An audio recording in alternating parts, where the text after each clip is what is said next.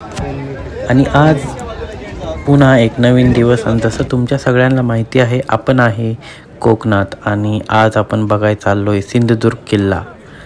तर हा किल्ल्याबद्दल तर सगळ्यांना माहिती आहे, थोडंफार माहितीच असेल सर्वांना. हा किल्ला लगभग 5 ते 10 मिनिटाच्या वेळेवर आहे मेन पोर्टपासून. तर आपण इथून बोट राईड घेऊ शकता. बोट राईडचं तिकीट फेअर चेंज होत असतं, 40 ते 50 राऊंड फिगर धरा.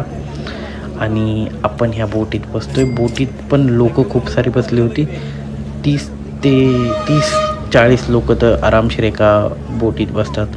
आणि ही बोट आपल्याला घेऊन जाते किल्ल्यापर्यंत. किल्ल्याची विशेषता म्हणली तर हा किल्ला बनवला होता छत्रपती शिवाजी महाराजांनी. आणि त्या काळी अशी गोष्ट बनवणं एक खूपच मोठी बात. अशी हा किल्ला पोर्टपासून बरेच लांबीवर आहे. आणि ह्या किल्ल्याने खूप वर्षापर्यंत मुघल म्हणा, ब्रिटिश म्हणा, पोर्चुगीज म्हणा, ह्या सगळ्यापासून वाचवलं होतं मराठा एम्पायरला. आणि हा एक नेव्हल पोर्ट म्हणू शकतो आपण. तसं युद्धपोत असतात आजकाल, त्याला वॉरशिप म्हणलं जातं, तशी ही एक वॉरशिपगत होतं पाण्यामध्ये, जे मराठा एम्पायरचं रक्षण करत होतं पोर्चुगीज, इंग्रजां आणि मुघलांविरोधात सुद्धा. तर आम्ही पोचलो किल्ल्यापर्यंत. दुपारची वेळ होती आणि समोरून पूर्ण अरबी समुद्र दिसत होता. भर दुपारी चमकता अरबी समुद्र.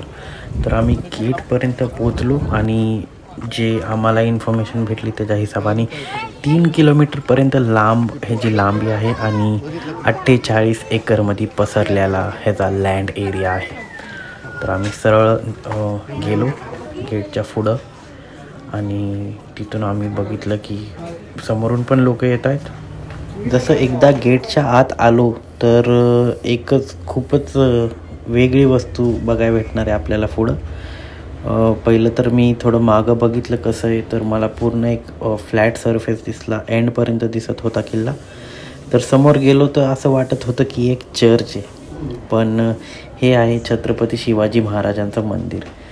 तर जेव्हा मराठ्यांनी ह्याच्यावर कब्जा केला, लास्ट रूलर मराठेच होते आपले, तर आपल्याला त्याचा इन्फ्लुएन्स बघायला भेटतो इथं. छत्रपती शिवाजी महाराजांचं एक मंदिर आहे.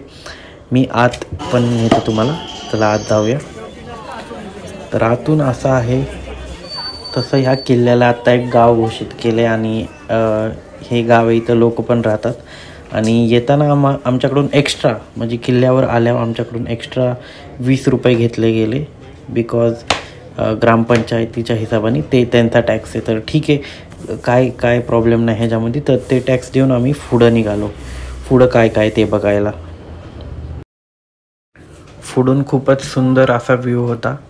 हिस्टॉरिकल फॅक्ट म्हणावे तर किल्ला नष्ट झाला आहे, बट थोड्याशा गोष्टी बघाय जगत आहे इथं. जसं इथं थोड्याशा विहिरी आहेत, 4 गोड पाण्याच्या विहिरी, त्या बघू शकता.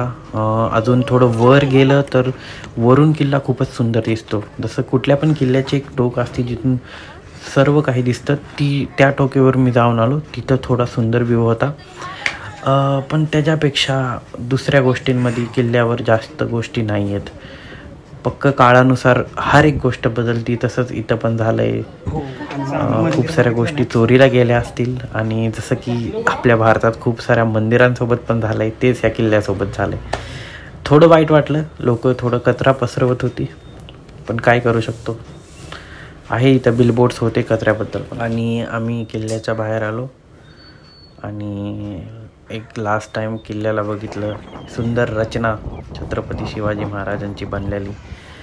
मी जंजिराला पण जाऊन आलतो खूप पहिलं, तो पण एक सुंदर किल्ला आहे. आणि बघू शकतो की त्या काळापासून ह्या काळापर्यंत आज पण हे किल्ले टिकाऊ तसेच थांबलेत रक्षणासाठी. तर ह्या सिरीजचा लास्ट व्हिडिओ असेल. मला most of thank you for all of you की तुम्ही हा व्हिडिओ बघितला. आणि ह्याच्यासोबतच मी ही सिरीज पण संपवतो आहे आणि ही लास्ट व्हिडिओ पण.